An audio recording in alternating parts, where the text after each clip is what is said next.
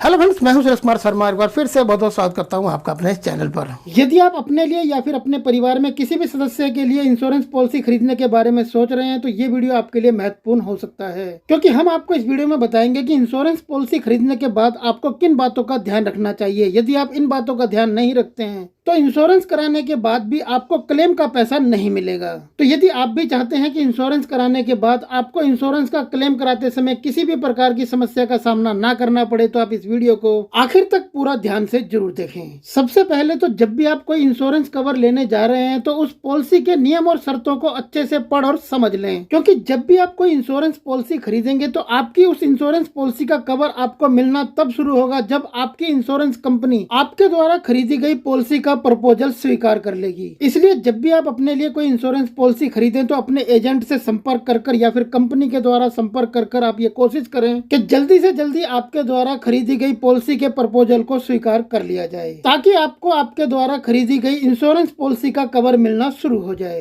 क्योंकि यहाँ पर आपको ये ध्यान रखना होगा कि जब भी कोई व्यक्ति अपने लिए इंश्योरेंस पॉलिसी खरीदता है तो उसकी पॉलिसी खरीदने के और कंपनी के द्वारा पॉलिसी प्रपोजल स्वीकार किए जाने के बीच में यदि उस व्यक्ति की मृत्यु हो जाती है तो उसे केवल उसके द्वारा दिया गया पहला प्रीमियम यानी कि फर्स्ट प्रीमियम ही वापस मिलेगा। इसलिए जब भी आप अपने लिए कोई इंश्योरेंस पॉलिसी खरीदें तो अपने एजेंट से संपर्क कर या फिर कंपनी के द्वारा संपर्क कर आप ये कोशिश करें कि जल्दी से जल्दी आपके द्वारा खरीदी गई पॉलिसी के प्रपोजल को स्वीकार कर लिया जाए, ताकि आपको आपके द्वारा खरीदी गई इंश्योरेंस पॉलिसी का कवर मिलना शुरू हो जाए। यदि पॉलिसी का पहला प्रीमियम अदा करते समय आपसे कंपनी के द्वारा मेडिकल टेस्ट करने को कहा जाता है तो आप ये कोशिश करें कि जल्द से जल्द अपना मेडिकल टेस्ट कराकर उसकी रिपोर्ट कंपनी में जमा करवा दें। जब भी आप अपने लिए कोई इंश्योरेंस पॉलिसी खरीदने जा रहे हैं और अपना पहला प्रीमियम जमा करने जा रहे हैं तो आप अपनी सैलरी स्लिप और यदि इनकम टैक्स रिटर्न फाइल करते हैं तो अपनी ITR की कॉपी को पहले से ही तैयार रखें, क्योंकि कई बार पॉलिसी का बड़ा प्रीमियम होने के कारण कंपनियां ये सब डॉक्यूमेंट्स मांग लेती हैं, इसलिए आप इन्हें पहले से ही तैयार रखें। आप जिस भी इंश्योरेंस कंपनी की पॉलिसी खरीदने जा रहे हैं उस इंश्योरेंस कंपनी को पॉलिसी खरीदते समय अपनी बिल्कुल सही जानकारी दें, क्योंकि यदि आप अपने बारे में कोई जानकारी छुपाते हैं या फिर अपनी कोई गलत जानकारी देते हैं तो आपकी पॉलिसी का प्रपोजल कंपनी स्वीकार करने में देर कर सकती है और इसका सबसे बड़ा नुकसान आपको ही होगा, क्योंकि फर्स्ट प्रीमियम देने के बाद भी आपका कवर शुरू नहीं हो सकेगा।